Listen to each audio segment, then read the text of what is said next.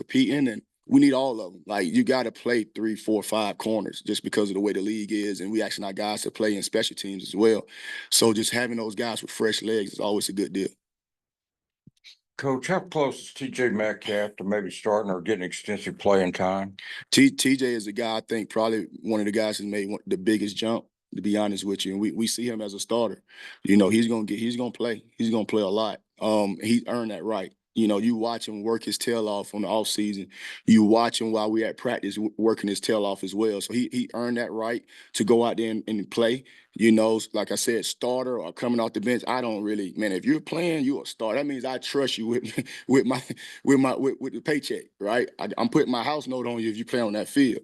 So whether you're getting 20 reps, 50 reps, I put you out there. I got 4 daughters at the house. That means it's important to me. He's earned that right. He's earned it. He's earned his teammates' respect as well.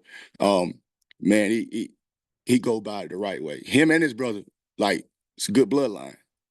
Bobby was in here last night, and I asked him this question. You know, the UAPB games, it's at 6:30, but the Oklahoma State games at 11 a.m. Those could be 2 pretty high games. Do you feel pretty good about your numbers there at all the positions on defense? Yes, sir. Really, really feel good about our numbers. And, you know, we do so much. And Coach Saunders, our strength coach, does a great job with those guys. And everybody, a lot of times they look at myself as a defense coordinator or position coach or the offense coordinator, but Coach Saunders, he's with the guys way more than us. And that work that they put in during the summer, like, they do a unbelievable job. It was really good seeing them come to fall camp, and you could see the work that they've put in. A lot of times you get there and the guys are like still tired. I'm like, well, they've been doing all summer. Not with Coach Saunders. Like, those guys was ready to roll, and he and his staff do a great job. Coach, going back to the linebackers, Bradley Shaw being a freshman that got here over the summer, curious where he's grown the most over throughout camp, and is he a guy that could be in that linebacker rotation for you? Yeah, he's a special talent. He can play. He can play. He's his football IQ is just out of this roof. You can tell at his high school they done a great job with him. Like I said, he doesn't say a word. When he's on that football field, he's a different type of person. But he could play all different positions. For him to be a freshman and us moving him different positions, and so he could play both the money and the MAC and different things like that. I mean, he has a bright future. He's gonna be a guy. He'll play. He'll play. And on that versatility aspect with Switzer and Worth, I'm curious, now that you've gone through a full camp with them, do you kind of have a better feel for kind of how you're going to utilize them this season? Yes, sir. I do. We don't want to say, but yes, sir. Yes, sir. Coach, you were able to retain pretty much your entire defensive staff for a second year back. I wonder what does that do when you go to like installing stuff in camp and kind of the familiarity of it all? It's like unbelievable difference because you don't have to reteach it. And even though these guys been coaching 20 plus years, it's like it's different systems. So you're not reteaching something and say, okay, this is how I like it, and da da da da. And they had a different way. Like, no, this is the way we're gonna do it. Like, everybody is on the same page of exactly how we want it to be done. And it's always good to retain those guys. So I mean, it's outside of football, even like the wives, and like, okay, my wife, like, she's expecting September 14th. Hopefully the baby come sooner than that. Well, they had the baby shower yesterday that Chastity Woodson and then Deke Adams, Miss Alexis Adams, they put on and had all the wives there. So the football part of us staying together is awesome on the field, but it's awesome for the wives to be together as well. So the whole thing is, the wives got to be happy as well. But man, we got a good group of guys, love to come to work, and man, we get in there each morning, we're going to pray. We'll do our devotion as a defensive staff, and then we get into football. So it's fun being around those guys and being around good people. And I know you talked about Dix when we talked to you the other day, but now that he's had a full camp, what's your take on how he did in preseason practice, your expectations for him? Good player. And he's in that box, he's a run-stopping joker now. He can kick, diagnose, has good movement, got good eyes, very strong and powerful. He's been a really good addition for us, and he's going to play as well. So we got a good thing. We'll be able to rotate guys, and he has a lot of playing experience. When he was at Florida State, he was a freshman All-American, and he was at Marshall and did really well there. And now he's with us, so he's a guy with a lot of experience. So when you go out and you say, okay, you're trying to get a position, what do you need? You know what? The first thing we looked at, okay, when we go in the portal, because we have to go in the portal, we got to get a guy that has a lot of experience, and he brought that experience to the room. Yeah, Coach, back here. Curious, now that we're about 3 or so weeks into training camp, what's something that you've learned about this year's team that's different from last year? And that's a good question. I like that. All the questions are good, by the way. But you know what? It's really good to see the guys gel, because you bring in different pieces of the puzzle together. So like Fernando, I mean, and he's on the offensive side. I like to watch that kid. You talking about a leader. I like to watch him lead those guys, lead the offensive lineman. Taylor, our quarterback, just watching how he leads, and so you come over to defense. You got Anton that's bringing his leadership and his experience coming in, and you got Switzer and Cuddy. Cuddy likes the whole room up, So I really like the leadership of our team. And just those guys being so close. So I'm just you watching, you could just see, okay, these guys like each other. The group that I really like to watch is the defensive line. They got a special type of bond. They during spring break, they all go to Miami together, like all of that. Man, it's pretty cool to see, and just seeing what Coach Pittman has built here. And you see those guys are buying into it, and how close those guys are, how close the staff is. It's really fun to watch. Thanks, Coach. Questions about the helmet communications. I know we asked you last week, but do you feel more comfortable in how that is going to operate, and who's going to be talking to the player on the field? Oh, I'm gonna do the talking. Comfortable a little, but we haven't been in a game situation. I'm still figuring out how I'm gonna use it. I'm going to use it, but I do think it's an offensive advantage more so defense. Because you got up to 15 seconds before they cut it off. And now, like I said, the offensive coordinators, they can sit there and look at your coverage and say, okay, throw it to this person, or they in this, run this. But for us, if you're using it a lot, most teams, they're just going to go fast, because it's hard for you to talk to one guy in the mic and he talked to 11 other people, and it's going warp speed fast. So it's going to be team to team depending on, who we're facing. If it's one of those fast-paced teams that's tempo, then you probably won't use it a lot. If it's one of those teams where they do a lot of check with me from the sideline, then you'll be able to talk to them. But we looked at out of the 12 or so games, I think 9 of the teams are like tempo. So really, you got to have a way of just hiding your signals and a way of signaling, and then do some pre-snap, just disguise and then move post-snap. Because if you just sit there, the offensive coordinator, they're going to see what you're in, and they're going to just talk to the quarterback, and they're playing college football, NCAA, 25 video game, and they're just playing that. So just got to get used to it. Not used to it yet, but I kind of got to answer on kind of how we're going to operate. You guys are transitioning into the UAPB prep very soon. Can you say anything that about what you're going to face? Not yet, be honest with you.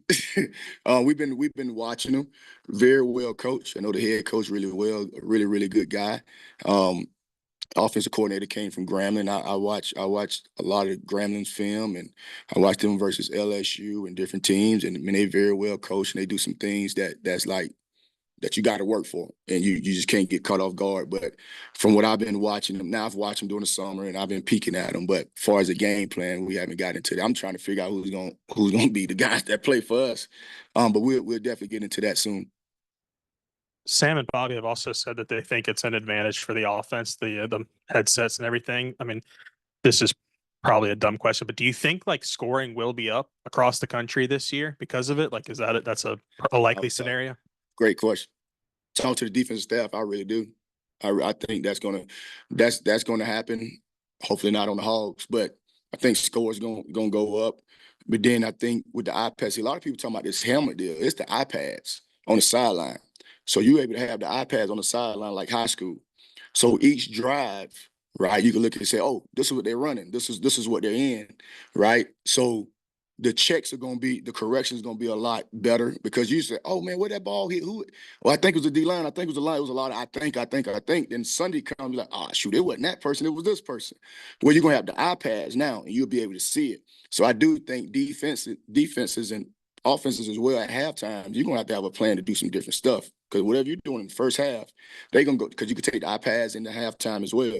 Whatever you're doing in the first half, they go up there and they say, okay, they're doing this. And this is this blitz, and this is this. This is what they're running. And coming out, they're going to come out here and, have a plan for it. So it's going to be a lot of different stuff, just in college football, period. But we got to get ready for that. Are there any benefits to it for the defensive side of the ball? Like For the over, mic or for the iPad? but I guess mainly the mic, but I mean, if not both, I guess. I mean, It is for the mic when you got teams that are slowing down and you could kind of see it and you could talk to whoever you're gonna put the mic on. When they're checking, you can go ahead and check, because usually when they check, you'll check or you'll stand to the same call where you could just talk to the guy in the mic and say, okay, check to this call. I think that's a benefit there. You could make so many different ways of like hiding your signals. You can go wristband, and then you tell the guy on the mic, wristband 88. Wristband 88. They look down real quick. So it's just the game is really hiding your signals more than anything. How are you going to signal? How are you going to do from the other team not to see it? And it's it's legal for them to do it. So it's not one of them Michigan type deal. Like if you look over there and they see your signal and you're crazy enough not to change your signal, then that's on you, right? So you got to have a plan of hiding your signals. And then the iPad part of it, it's an advantage for offense and defense. See what they're in? Oh, this is how they running the power. This is how they blocked it. Oh, this is the passing scheme they're doing. So, and then they're going to look and say, oh, this is what they run in. They in cover 3 or they in quarters or they bringing a blitz from the field. This is how we got to block it. So I think it's advantage both ways.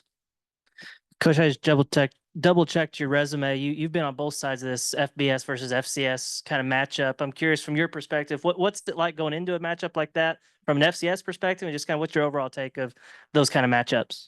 I mean, it's really one of those deals where you got to understand that you're going to get their best shot. I mean, it's their Super Bowl, and you got to respect all of your opponents.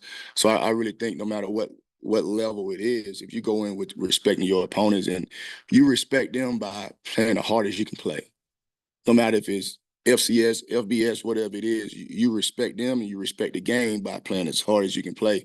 So that's always the message whether I'm on this side or if I'm on the FCS side, like you go out there and you represent the name on your jersey, the front of your jersey and the back of your jersey, and respect the game by playing hard.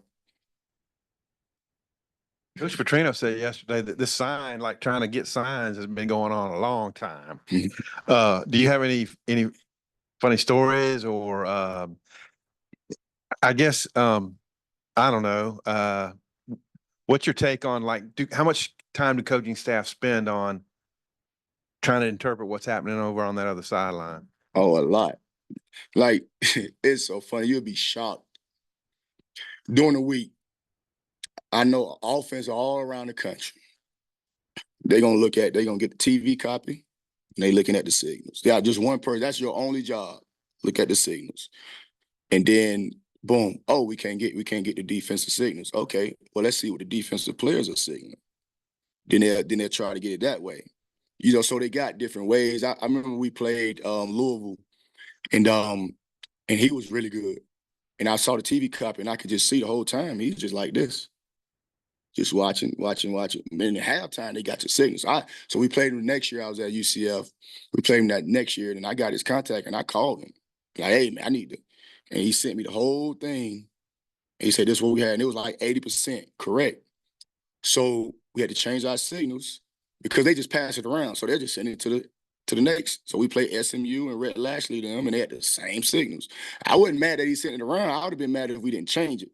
So it's huge, like just signals, and it's perfectly legal. I know teams right now that have 2 guys on the field because you usually have them in the box.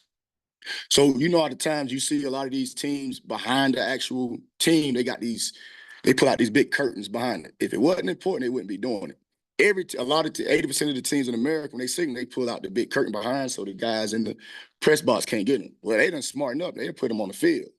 So they got 2 guys and they just sit here and try to get it. So you got to have ways of hiding your signals, So you can always know, like, when a play happened, you're going, hey, man, they got our signals. Because it's just like the perfect play. You just know.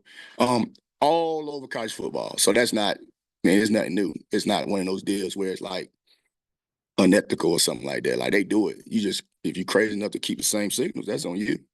So Coach, appreciate it. Appreciate you guys.